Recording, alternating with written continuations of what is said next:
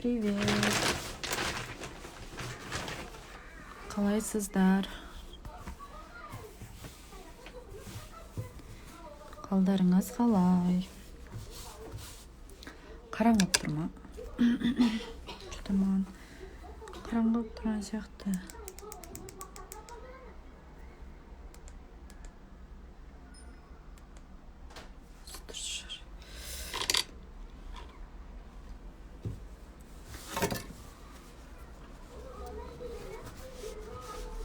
Не істеп жатырсыздар? Қыздар. Так, көк, ақ.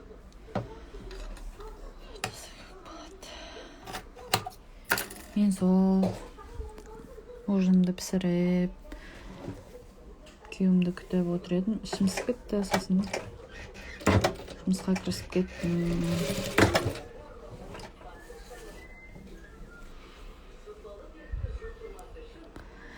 Сосын жұмыс істей отырып, сіздермен шамалы сөйлесіп тастайын.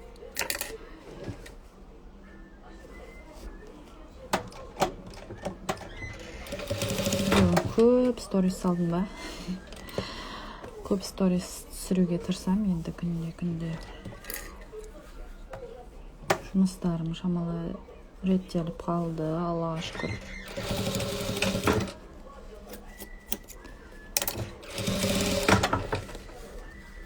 Алдында мен демалысқа барып келдім ғой, Алматыға.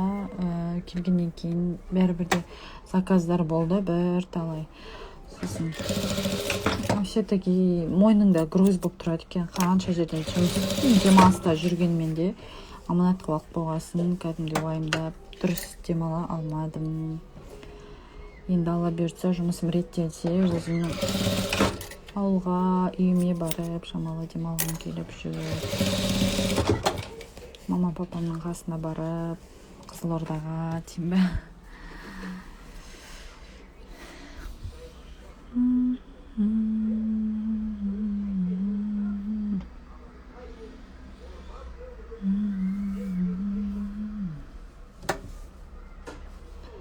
Әңгіме айтып отырыңыздар. Мен құдық деген құрақты құрап жатырмын. Колодец деген. Бұл ең оңай құрақ. Ең самый оңай құрақ.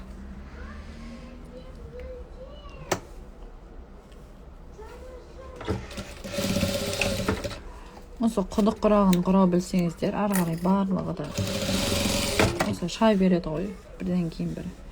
Барлық құрақтың тігілу жолы бірдей сияқты ғой, просто чуть-чуть кейде айырмашылық болады. Алла қаласа, осы прямой эфирде енді мен сол құрақты ғана көрсетпедім деп ойлаймын. Өзімнің құрақтарым, жаңағы құрап жүрген құрақтарым ішінде ұлудың ізі дегенше, амандасу құрағы деп айтады. Ұлудың ізі дейді, ұлу дейді, әйтеуір сол құрақты берді алдағы уақытта құрайтын боламын прямой эфирде. Бұл құрақтың аты колодец. Тағы болмай қалды ма? Мен прямой эфирге кірсем, білмеймін, біздің Wi-Fi көтере алмайды ма? Ауышып қалады. Содан кейін барып кіргізбей қалады. Қатып қалады да. Содан кейін вообще не істемей қалады. Кіргізбей қалады прямой эфирге. Ақтөбе қаласында тұрам. Машалла, жұмыстарыңыз өте керемет дейді. Рахмет, көп.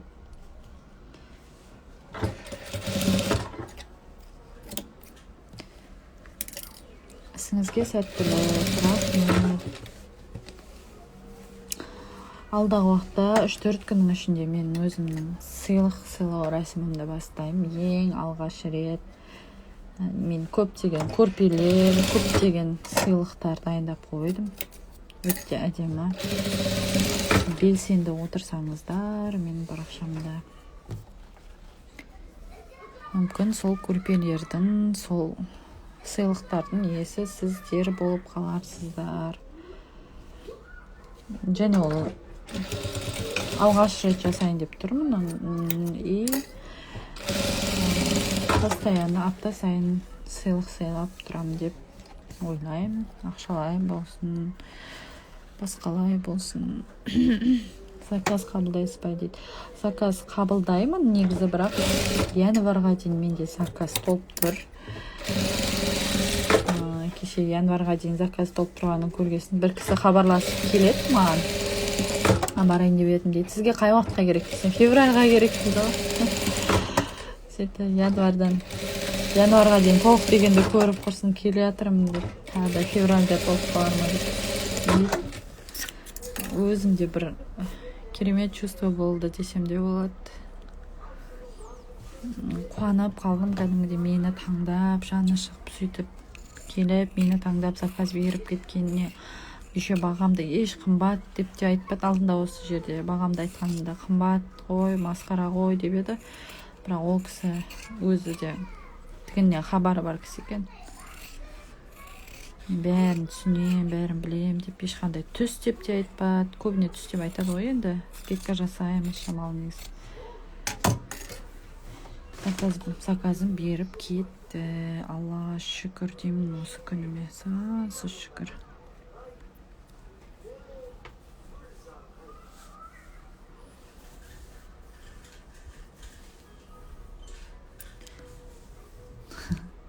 Алға дәл де опытында дейді. Ақтөбенің қай жері дейді. Ал Ақтөбеде жер көп қой негізі. Болашақ деген микрорайонда тұрам. Уже колодец құрағымыз дайын болды міне. Өте оңай и әдемі. Көрдіңіздер ма? Артын осындай, астын тоже ақшып салсаңыздар, өте әдемі аккуратно шығады. Қара жіп болса, тігістердің бәрі қап-қара болып жалбырап жатады да, басқа қара, қызыл деген. Көжектер. Анау есік. Есік тарсылдап жатыр ма? Иә. Жаным, қазір барам. Қазір алам. Сосын көлем. Иә. Қазір петет. Жаным. Ана қады. Маған көшет.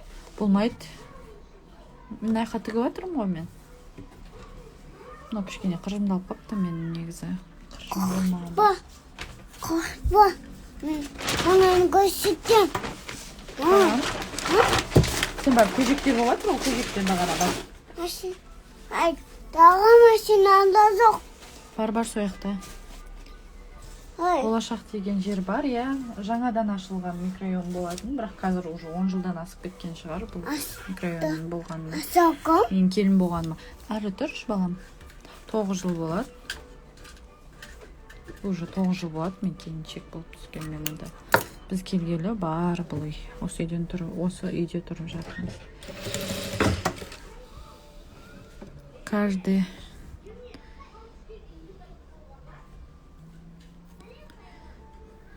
Каждый шофтан кейін машинаның жібін қимайсыз иә дейді. Жоқ, қимаймын. Қимаған дұрыс негізі. Вообще былайынан артқа қарай жүріп отырып, нетіп отырғанда дұрыс. Мен бірақ олай отырмаймын. Кішкене артқа алып, қимай тіген бірақ. Тұрсынзада апайымыз мастер-классында қимай көрсетті. Мен өстіп артық алып жіберем, жіпті. Артық әрі қарай тастап жіберем. Артық алмасам, нетіп қалады. Тартылып қалады да. Жадыра. Өстіп интернеттер менің қанымды ішпесе, часто шоқтырыға тырсам. Интернет кәдімде слабый, повторный подключение деп шығып жатыр.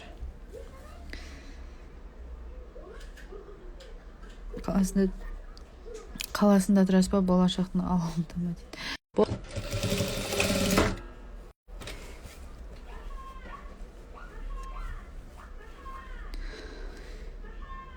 Шатаспай ма деген. Қандай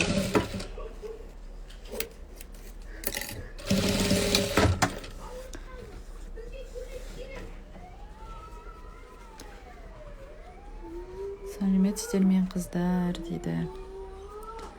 Сәлеметсіз, Афина. Деймін.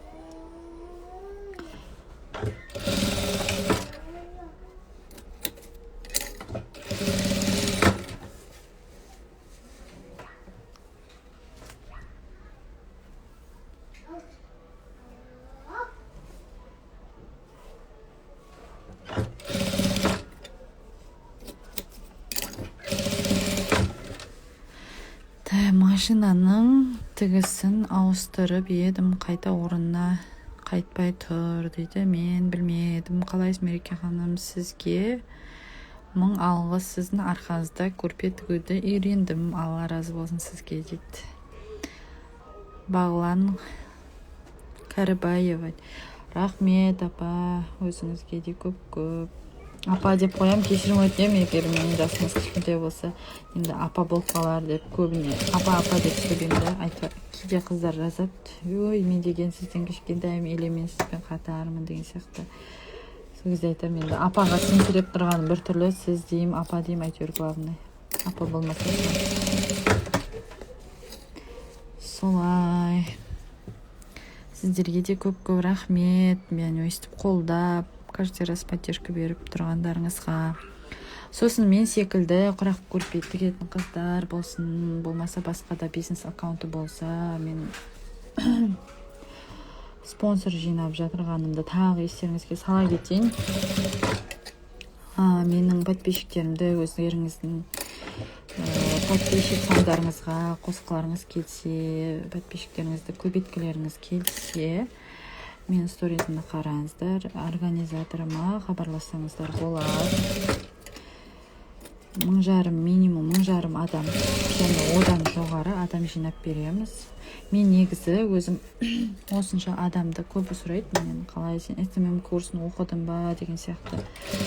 SMM курсын болғанда оқығанда мен 1-2 рет қана марафондарға қатыстым. Бірақтан көбін ютубтан қарап үйреніп алдым. Ютубта да бәрі сол айтылған, сол нәрсені айтады адамдарда бойынша. Сосын көп адамды, мен қазір менде 125 000 адам болса, соның бәрін почти өзімді танып келген адамдар бір 5000 болатын шығар деп ойлаймын, артынан көп емесе. Ал негізі көп адамды мен осындай гифтерге, мысалы адамдар осындай конкурстар жасайды ғой, сол адамдарға спонсор болу арқылы жинап алдым. Сол сияқты сіздердің де қолдарыңыздан келеді солай жинап алу. Солай менің гифіме қатыссаңыздар болады, спонсор болсаңыздар болады. Әсіресе бұл өзінің подписчик санын көбейткісі келетін адамдарға арналған. Шахмат құрақты білесіз ба дейді. Шахмат құрақты білмеймін, но бірақ былай тіксем жобамен примерно біліп отырмын, бірақ білмеймін, көрмедім мен оны. Мереке, сені прямойда көрсем, тігіске шабытым ашылып кетеді. Сіздердің шабыттарыңызды ашу үшін мен күнде прямой эфирге шығып тұруым керек болды ғой да. Солай істейін онда. Сіздерге де пайдам тисін. Спонсор қанша дейді. Спонсорды мына жерге қазір номерін қалдырам. Сол или мен сториздарымды қарасаңыздар, сол жерде Жайгүл деген ханымның номерін белгіледім. Сол кісіге шықсаңыздар, барлығын айтады, қанша теңгемен қалай болатыны. Сәлем Мереке, сабағыңызды алып көрпе тігіп сатып жатырмын. 1000 алғыс сізге дейді. Машалла, қуаныштымын сіздер үшін. Әйтеуір қанша адамға сауабым тиіп жатса, мен қуанам. Менің қасымдағы апа, мысалы, офлайн мастер-класс өткізетін еді. Сол кісіден сабақ алған бір апай садикте ыдыс жуушы болып жұмыс жасайтын. Например, садиктің столовыйында ма бір ыдыс жуатын болып жұмыс жасаған екен. Қазір ол кісі ол жұмыстан шығып, осылай мастер-класс алғасын өзі үйінен кәдімгідей заказ алып, дөңгелетіп, айналдырып, кәсіп қылып, нәпақасын жеп отыр. Бұл деген үйдің ішінде отырып алып, бала шағаның қасынан кетпей отырып алып істей беретін нағыз әйел адамдарға арналған кәсіп. Негізі жасай алса, ынтаңыз болса жасайсыз. Негізі адамның істеген адам істейді ғой, былайынша келгенде. Тырнақ құрақ білесіз бе дейді. Тырна деген, тырнақша ғой, мен постоянно жасап жүрген, тігіп жүрген құрағым. Бір көпшікке қанша шығын кетеді, суммамен айтсаңыз. Сабақтарыңызды алдым, әлі тіге алмай жатырмын, қолым тимегесін дейді. Бір көпшікке 2-3 мың кетеді жобамен. Сәлем Мереке, сағыңызды алдым, бұны оқыдым. Так, Қалайсың Мереке ханым? Қуаныштымын эфирге шыққаныңа. Сізді көріп отырып құрақ құрасам күшті болып қаламын дейді. Машалла. Қандай көлемде алып отырсыз құдық құрағын? Мысалы, құдық құрағы менде ленталар, мынау шилер деп айтады ғой. Ленталар менде 2,5 сантиметрден 2,6 или 2,5 сантиметр.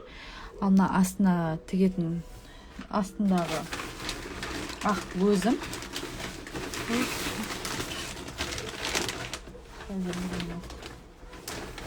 ақ көзді мен 14-14 қылам, одан 12 сантиметр блок шығарам. Дайын болған блок, мынау менде дайын болған блок 12 сантиметр. Ол деген 3 бұрыш қылып қарамайма дейді. Өлшеп алдыңыз, неге қиып тастадыңыз дейді. Нені бас үшін? Эфирді сақтауға тырысам. Эфир сақталалы. Сет қатып қалып жатыр, негізі әйтпесе эфирді сақтауға тырысам, мүмкіндік болса сақтап қоям. Центрі нешеде, неше қыласын? Центрі негізі лентадан 1 сантиметр үлкен болғаны жақсы. 1 сантиметр, жарты сантиметр. Бірақ мен көбіне центрді кейде өйтіп өлшеп отырмай лентадан ала берем. 2,5 сантиметр лента ма? 2,5 мен уже көзім үйренген ғой. 1 сантиметрге үлкейтіп алсаңыздар, өздеріңізге жақсы болады, қиналмай тігесіздер. Ассалаумалейкум, қалайсыз дейді. Уағалейкум ассалам, шүкір жақсымын. Өздеріңіз қалайсыздар? Спонсор номерін қалдырасыз ба дейді. Спонсор номерін эфир біткеннен кейін неге шығарайыншы, я? Мен жатқа білмейтін едім. Эфир біткеннен кейін сторизға шығарам, міндетті түрде шығаратын болам. Сторизімді қарасаңыздар, алдағы түсіріп қойған сториздерімді де қарасаңыздар болады. Бүгін мен біршама сториз салдым. 3D көрпе мастер-класс алғым келеді дейді. Алыңыз. Ертең конкурс болған уақытта 3-4 күн, 2-3 күн болмаса спонсорлар жиналуына байланысты бастаймыз. Сол кезде мен көптеген мастер-класстарымды сыйлайтын болам. Бір шама адамдарға қатты алғысы келеді. Мен бүгін опрос жасап пост салған едім. Көп адам менің мастер-классымды алғысы келеді екен. Көбіңізге алдағы уақытта сыйлайтын болам. Одан бөлек тағы да көптеген өзімнің қолымнан шыққан бұйымдарымды сыйға тартатын болам. Өстіп құрап сатасыз ба адамдарға дейді. Жоқ, бұл тек қана бір деталі, какой-то көрпенің бір бөлшегі. Осылай құрайым да, содан кейін барып үлкен көрпе қылып жинайым бұларды. Каждайын бөлек-бөлек құрам аламын, соған дейін осылай. Рахмет, Алланың нұры жаусын дейді. Әумин, рахмет сіздерге де. Көп рахмет. Алла разы болсын. Саламатсыз Мереке ханым, бір көрпешеге неше метр мата кетеді? Бір көрпешеге негізі 1 метр матада жарайды. Ол тек қана однотонный болады негізі. Негізі бізге көрпеге деген разноцветный мата керек қой. Сол себепті әр түрлі матадан аламыз біз. Әйтпесе сол бір көрпеге 1 метр матада жарайды негізі. Менің айтқаным шторный партерный жана велюрдан айтып отырмын. Оның ені өткен 2,80, үлкен өте. Бағасы 2000 теңге болады. Мынау сол шторный мата велюр. Мен бірыңғай осыдан тігем. Өте әдемі мата бұл деген. Өзім осыдан тігем бірыңғай. Алла жарым, саламатсыз, керемет жарайсыз. Алла жарым болсын. Амин, айтқандарыңыз келсін. Енді мен Versace құрағын құрайын, е? 2,6 қылып алып отырсыз, негізі 3 емес па дейді. 2,6 қылып алып отырмын. Мен бірыңғай 2,6 мен 2,5 мен тікемін құрақтарды. Маған жалпақ ленталар ұнамайды. Мен онда жалпақ қылып жұмыс жасағым келмейді, жалпақ лентамен. Мынандай ғой, например, жалпақ бұлар деген 3 сантиметр. 1, 2. 3 сантиметр да бізде. Маған бұндай жалпақ ленталар ұнамайды. Қараңыздаршы разницасын. Жарты сантиметр үлкен жалпақ. Жіңішке болса, сіздің құрағыңыздың ленталары сол кезде құрақ әдемі шығады. Шымкентте мата 1,5 теңге дейді. Иә, ол жақта арзан. Біз жақта қымбатырақ сәл маталар.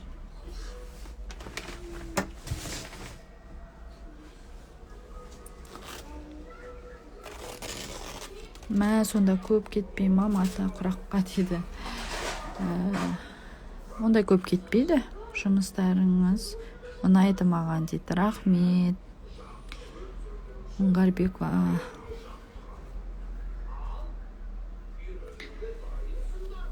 Құрақ Венера дейді. Саламатсыз ба? Версаче құрағын құраймыз. Версаче құрағы да сол колодец сияқты тігіспен тігіледі ғой жалпы негізі, бірақтан да кішкене өзгешелік бар. Екеуі қатар тұрады. Осылай екеуін тігесіздер. Сосын мына аяғына лента тікпесте, мына аяғына тігесіз сразу. Өтіп кетеміз мына жерден. Мына аяғына тігеміз, сол жерге уже біз ақ лента тігеміз.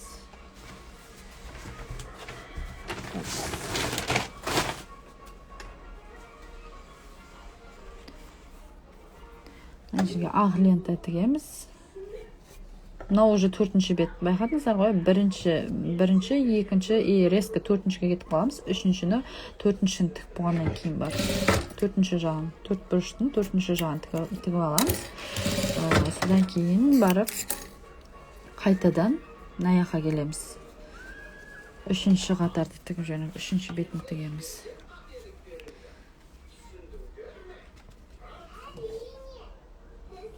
Міне.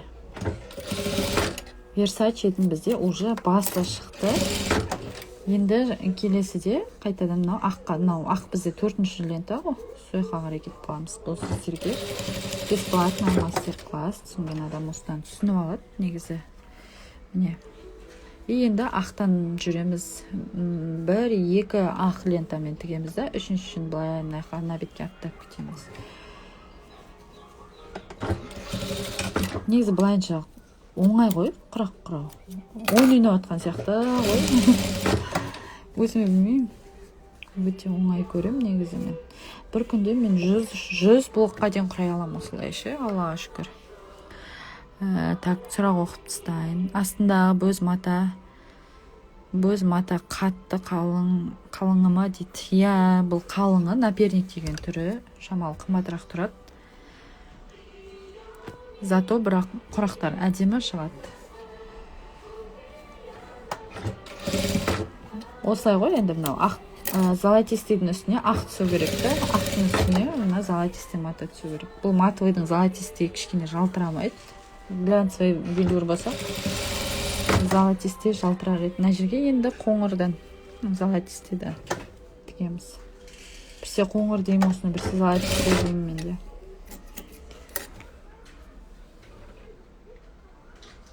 Менікі неге қисық бола береді дейді. Ол енді практика жүзінде қолыңыз жаттыққаннан кейін барлығы да орнына келеді.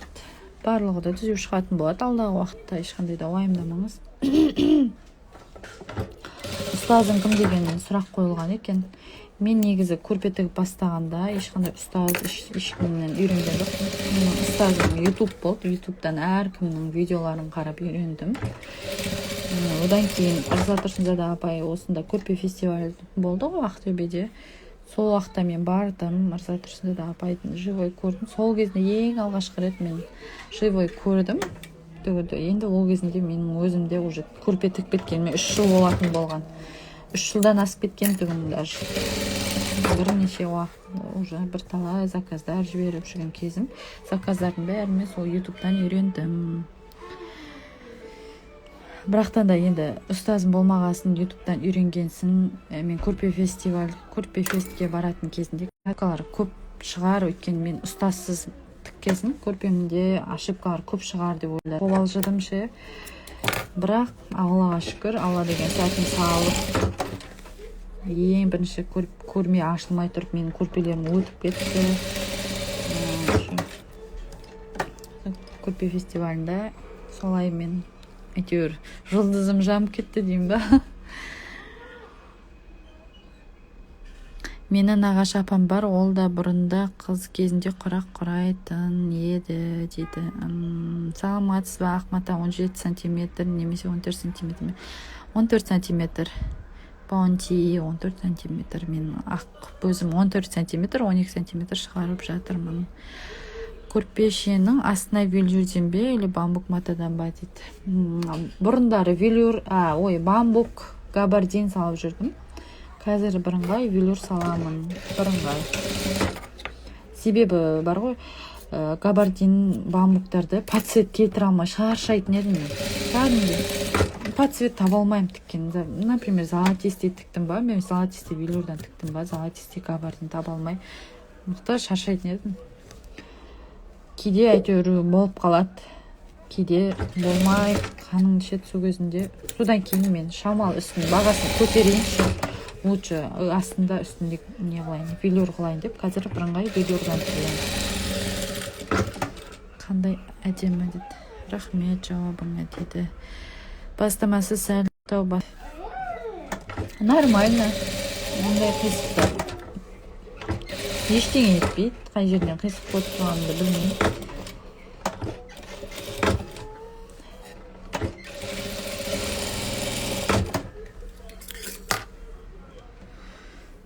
Міне, Versace құрағымыз дайын болды. Кейбір кісілер басқаша тігеді екен, Versace'да басқаша варианттары да болады. Өздеріңіз қалай тігіп жүрсіздер, Versace қалай шығарып жүрсіздер, солай тіге бересіздер. Бұл менің өзімнің тігетін вариантымның бірі десем болады. Осылай мен артық нелерін кесіп тастаймын. Себебі мен артық қылып аламын ғой астын. Сол себепті кесіп тастаймын да артық жерлерін. Сізде 3D мастер-классыңызда алғанмын, соған қарап мозаика көрпе тіктім дейді. Машаллах. Керемет. Қандай әдемі дейді. Рахмет. Әдемі тікеді екенсіз дейді. Рахмет. Ай құрақ. Қазір сіздің парақшаңызға кіріп қараймын деймін.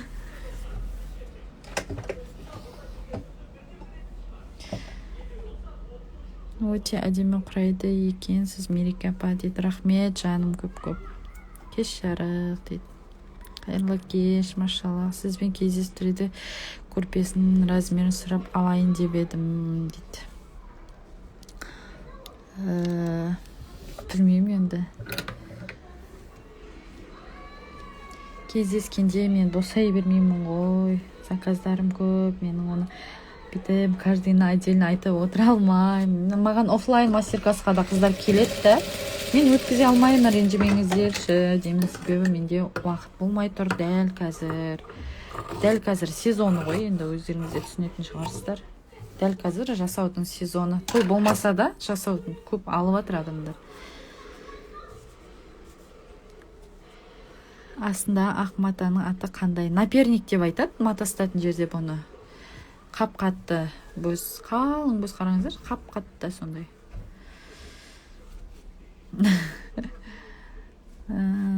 Қайшының даусы рахат қой, қандай қайшы, қайдан алуға болады дейді. Қайдан алуға дейді, енді қайдан алуға болады деген сұрақ деп білем.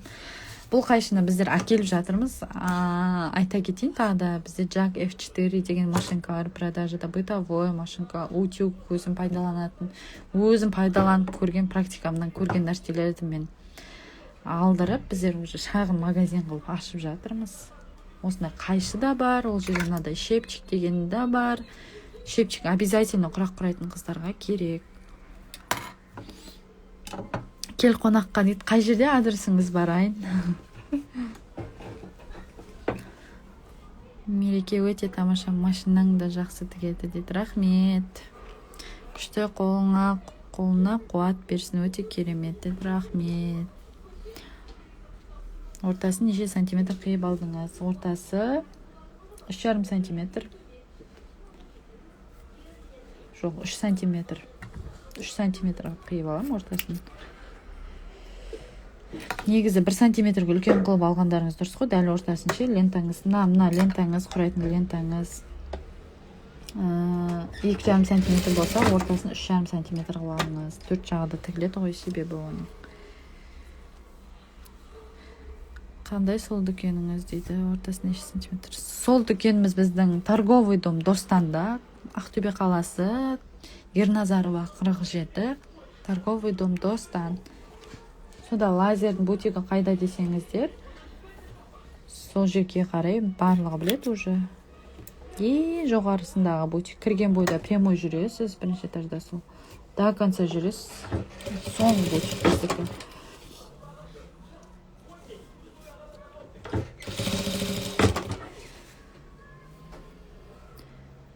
Мереке дәректе бір қарап айтып жіберіңізші дейді. Жарайды, қарайым, айтам. Сәлеметсіз кәтілі. Бір көрпеше мозаика қаншаға сатуға болады тектісін дейді.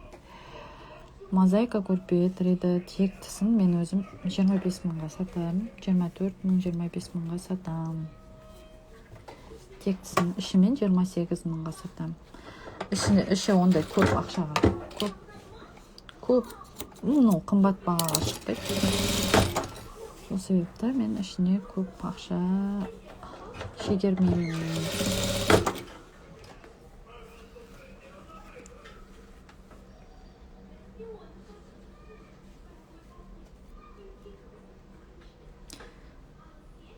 Тура ою секілді қарағаныңыз Мереке апа дейді. Рахмет жаным. Қандай машина осы? Jack F4 деген түрі.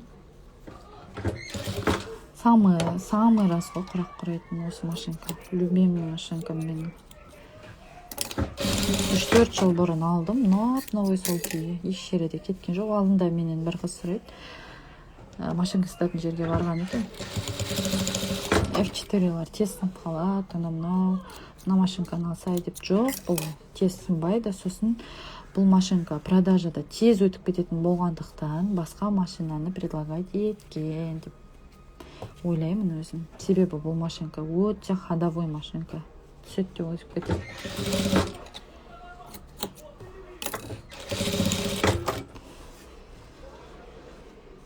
Сосын бурж деді ма, сондай бір машинканы айтты. Кеше біз машинка сататын жерге өзіміз барып алып келдік қой, сол уақытта айтты, бурж деген машинка материал таңдамайды дейді.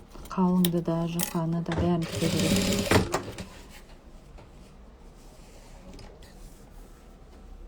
Қанша тұрады осы машинка? Осы машинка бізде 145 мың теңге тұрады. Қызық, бұлын құрақты бастадым дейтін. Ісіңізге сәттілік тілеймін. Машина бағасы Jack F4 145 мың. Установкасы 3 мың теңге болады бөлек.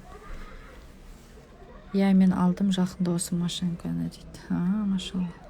Ақтауда 150 мың дейді. Ақтауда 150 мың дейді.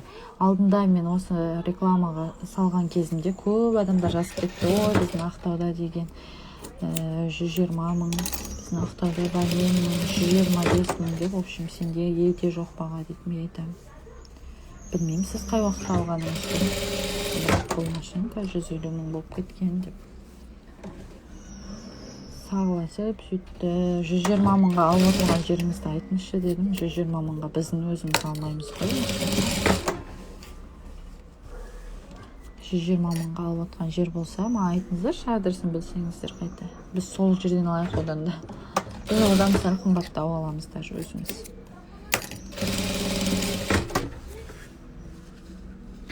Лентаның материалын ұзынынан. Әрине, міндетті түрде матаны ұзындығынан кеседі. Мен 3 күн болды алғаныма 150 мың дейді. Ол өзі солай көтеріліп кетті. Карантиннің алдында ғана көтеріліп кетті. Әйтпесе оған дейін 100 қанша болды? 120 мың ба болды. Лазер станок сатасыздар ма? Лазерный станок біз сатпаймыз, бірақ лазерный станокпен кесіп береміз оюларды.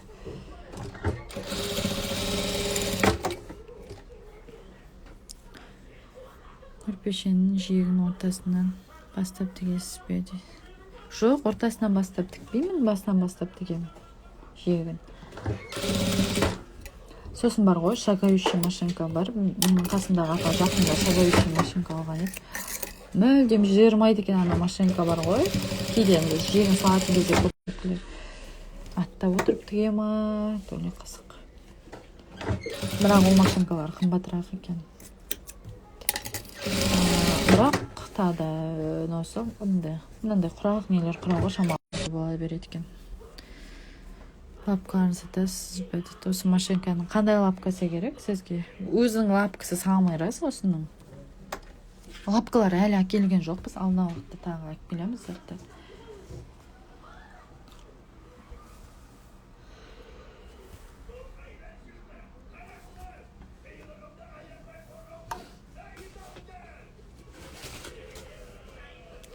Көрпешенің ортасындағы оюдың размері қанша дейді? Әр түрлі ғой размерлер. Әр түрлі болады оюдың размері. Осы машинаны оны оқыдым. Ақтауда қымбат бұндай машиналар дейді. Бәсе.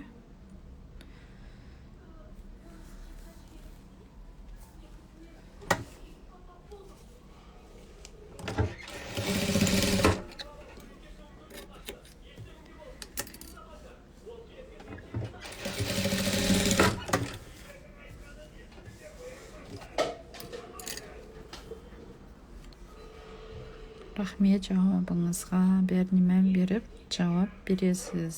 Рахмет сіздерге де. Сол сұрақ жауап болу үшін прямой эфирге кіреміз. Көбіне менде дайректте, басқа жерлерде көбіне жауап бере алмаймын.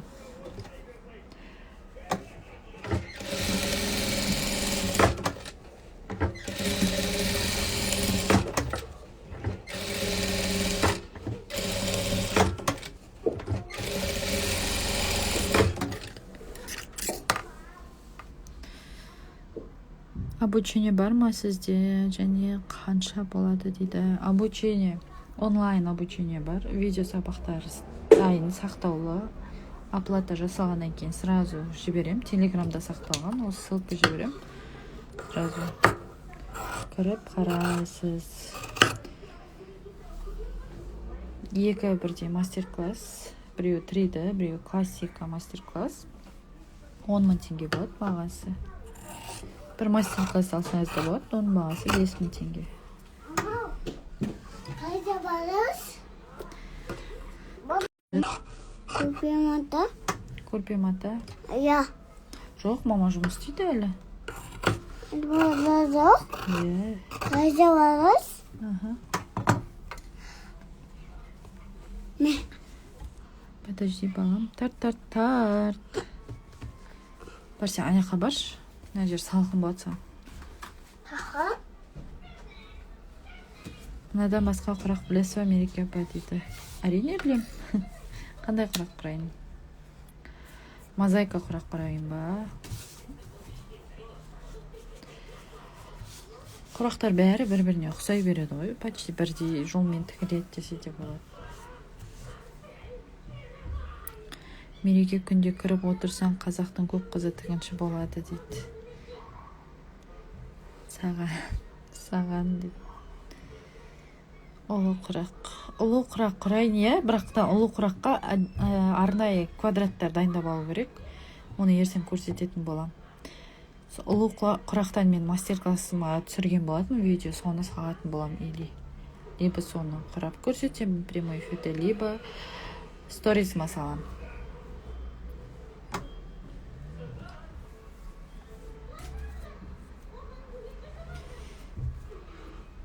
Ұлы құрақтың құрақтары дайын болғанда мен сіздерге қазір көрсетер едім, без проблем. Ол оңай құрақ екен, оказывается, бар ғой.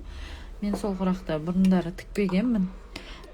Себебі маған заказ берген көрпелердің арасында кездеспеді да. Маған өзгеше құрақтан заказ берсем, мен оны міндетті түрде тігіп шығам. Суретке қарап отырып тігем мен негізі жұмыстарды. Сөйтіп бір жолы сол ұлы құрақпен берді заказ. Суретке бір қарап алып тігіп шықтым, Аллаға шүкір. Мен ойладым, может тіге алмайым ба екен, басқаша екен мына құрақтарға қарағанда деп едім. Бірақ өте оңай құрақ екен. Ешқандай қиындығы жоқ.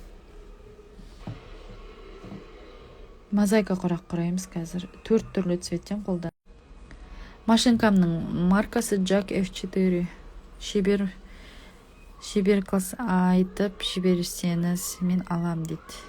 Скисет әрине үлкен сауап қой дейді. Рахмет. Саған қарап қызығады дейді. Шығып тұрамын прямой эфирге. Машинка маркасы Jack F4 деген түрі. Қолың дерт көрмесін, сәлем дейді. Рахмет, Сәуле апай. Назира Бансары сәлем. Прямой эфирге қай уақытта шығасыз күнде дейді. Әр кезде әр қалай. Мен көбіне үйге келгеннен кейін шығам прямой эфирге. Себебі білмеймін неге екенін. Мобильный сетпен кірсем мен жаңа прямой эфирге сет ұстамай қалады, қатып қалады прямой эфирім. Шамалы басында кіріп тұрады, соң қатып қалады. Үйге келгеннен кейін үйде тігетін уақыттарым болады. Сол уақытта кіріп тұрамын прямой эфирге. Постоянно, часто кіремін. Осындай машинка зигзаг деген ма дейді. Бұл Jack F4-дің зигзагы болмайды. Зигзаг машинкаға промышленный машинка алмай-ақ қойыңыздар, мен сіздерге кеңесім. Менде бар өзімде промышленный зигзаг ше, мынандай партасымен үлкен. Бірақ мен ол машинкам тұр, просто так сувенир болып, тікпеймін мен онымен. Лучше маған, себебі ауырлау ол да. Жұмыс істеу онымен шамалы сложныйлау. Сол себепті мен осы немен тігем. Бытовой машинкамен тігем лучше. Бытовоймен тез қайта. Бытовойдың іші темір түрлері бар, қымбаттау түрлері ше. Лучше сондай машинка алып алыңыздар. Простойын алмаңыздар, зигзагқа регулировка жасайтын. Арнайы бытовой машинканы арнайы зигзагқа арнап қойыңыздар. Ал құраққа осындай Jack F4 сияқты. Бұл Jack F4 одна строчка ғой, бірақ тек қана. Бір ғана нетіге.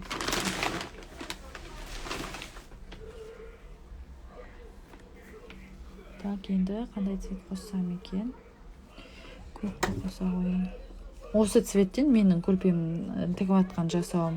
Әдемі цвет маған қатты ұнайды. Ертең көресіздер. 2-3 күнде бұйыртса көресіздер осы цветтен жасалды. Өте әдемі шығады. Шығып жатыр, шүкір.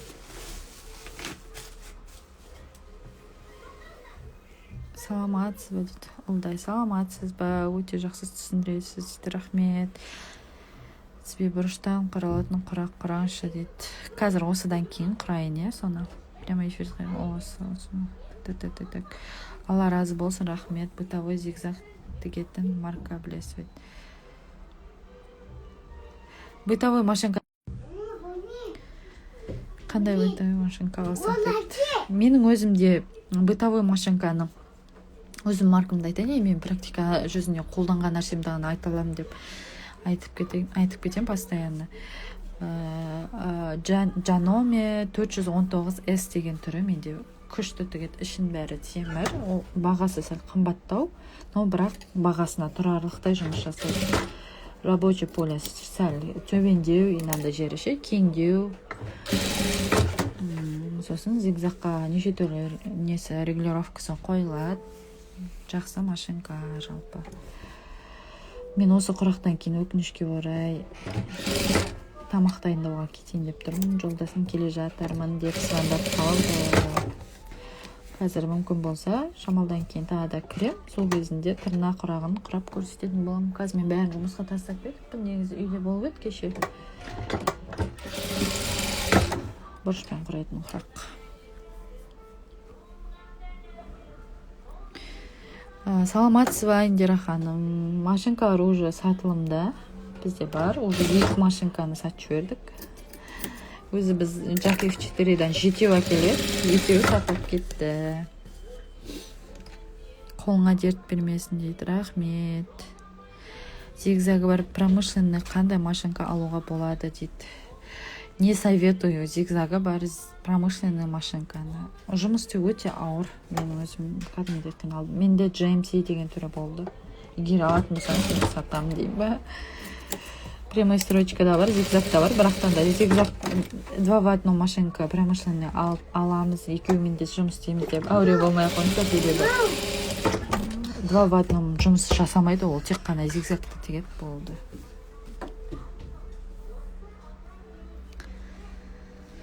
Машинкаларыңыз қанша тұрады? Осы Jack F4 150 мың теңге. Ойбай, 150 мың деп атым, Мореска. Буруч дейма, сондай бірдеңе деген машинкалар. Ол 150 мың теңге. Jack F4-лар 145 мың теңге.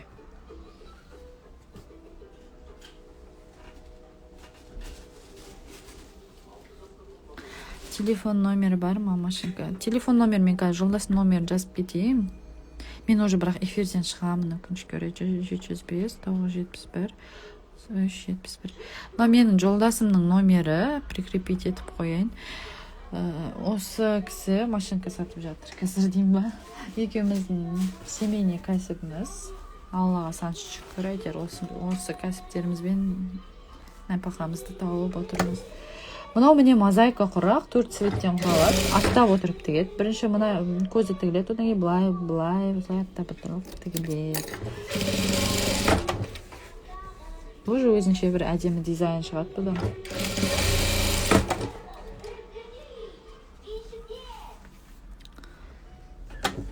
Астындағы бөз ба дейді. Астындағы бөз деп айтады. Наперниктің қатты түрі.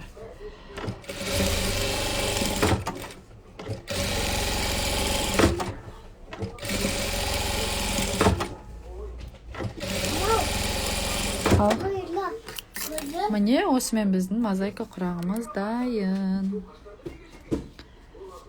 Потом тағы да шығамын эфирге, сау болыңыздар.